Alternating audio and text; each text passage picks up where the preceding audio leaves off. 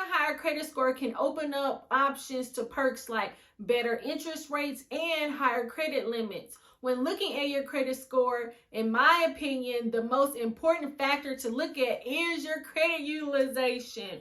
Over the past few weeks, I've learned that with your credit utilization, you don't want it too high at a maxed out utilization, but you also don't want it too low. Now, there are some other factors in that. In this video, we're going to talk about 2 scenarios on how to improve your credit utilization so that you can increase your credit score. Let's get into it.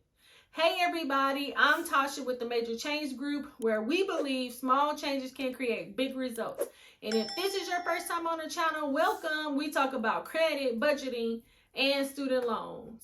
I've been working to increase my credit score because I wanted to apply for the Chase Sapphire Preferred credit card, and y'all was telling me to wait to apply once I got my Experian credit score over a 700. Well, last month I was able to get my credit score over a 700. Well, 2 of my credit scores, my Equifax credit score, y'all, I could not get that over a 700 until this month.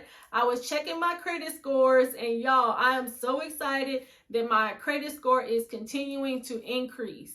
Now, when we're looking at our credit score, it's made up of 5 components. We have our payment history, our credit utilization, our length of credit, our new credit, and our credit mix. The thing that has helped me the most in improving my credit score was my credit utilization. Now, they say your credit utilization should be about 30%, but if you can get it lower, that's better. Around 10% is good. And my problem was my credit utilization was at 0. Now, we're going to talk about 2 scenarios on improving your credit utilization.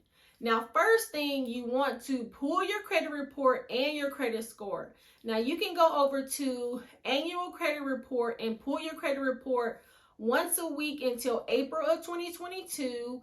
And you want to make sure when you're pulling your credit score that you're pulling your FICO 8 or your 9, not your Vantage score. Y'all, I think in September, I was pulling my credit report and then I pulled my credit scores, and I had pulled my Vantage score and it cost me $25, and I was so mad. It was so funny because your Vantage score, that's going to give you an inflated idea of where your credit score is, because usually your creditors are going to pull your FICO 8 or FICO 9, and that's typically a little bit lower than your Vantage score. So it's very important to pull your FICO 8 or FICO 9. Now, what I do to pull my credit score, I'll go over to Experian, and usually they have like a 7 or 14-day trial to where I can pull and unlock all of my credit scores.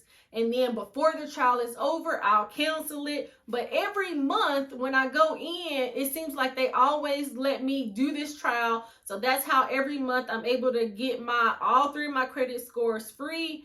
Now, on most of my credit cards, I can pull my credit scores, my FICO 8 and my FICO 9, and even my Vantage score. But I want to say the only one that I usually have a hard time pulling, I believe, is my Equifax. But you want to make sure that you're pulling your FICO 8 and FICO 9. So once you do that, you want to get a piece of paper and you want to write down your debts. So you want to write down your credit cards and you want to write down your loans, but not your student loans or mortgage. That's what I do for myself. Now, in this scenario, we're really going to focus more so on the credit cards. So after you write all of your credit cards down and then how much you owe on them, take a look and see what is your percentage. Are you 50% of your credit utilization, or are you lower than that? The key is to be 30% or lower. If you really want to improve your credit score, if you can get your credit cards below 30%, let's say you're maxed out, this is how you can really increase your credit score really fast in 30 days by getting your utilization under 30%. When you're doing this step, and let's say you're at 50% utilization, just start where you can. So if you have to go from 50% utilization to 45% utilization to 40% utilization, start where you can, because those small changes are going to create big results. And then before you know it, you're going to be under 30%. If you have money setting aside and you can pay off the credit cards, that's the best way to do it. Because what I do, I use my credit cards like my debit cards, but I pay the credit card off every month. Because if you're like me and you're using your credit cards to get cash back, bonus points, like with my Chase Sapphire preferred credit card,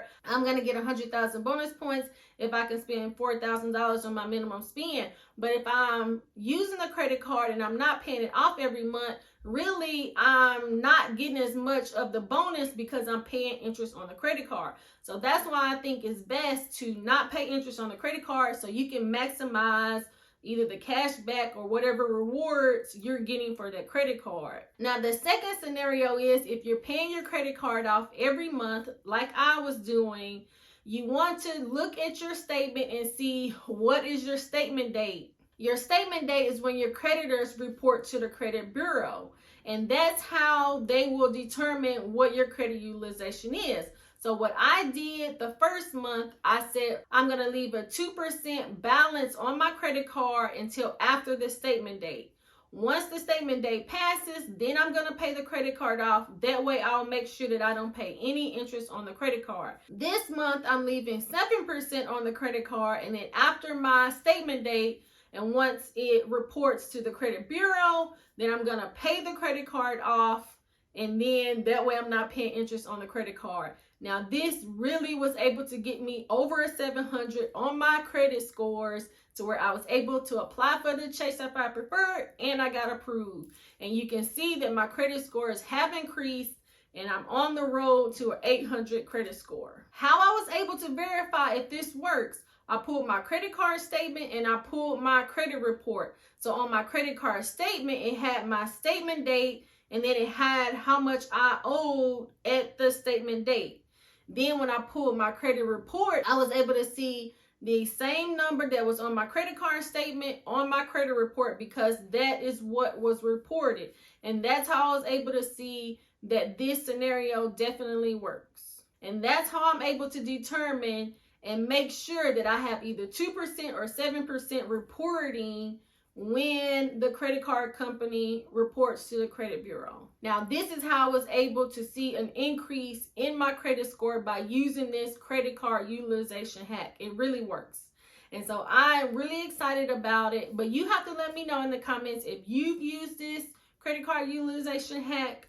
But like I said, if you want to improve your credit score, in my opinion, if you can tackle your credit utilization, this is how you can improve your credit score fast. So I hope that this has been helpful. Please like, subscribe, share with a friend, turn your notification bell on so you'll be the first to be notified when new content drops. I thank you so much for watching. Until next time. It's not a game, it's a rich thing.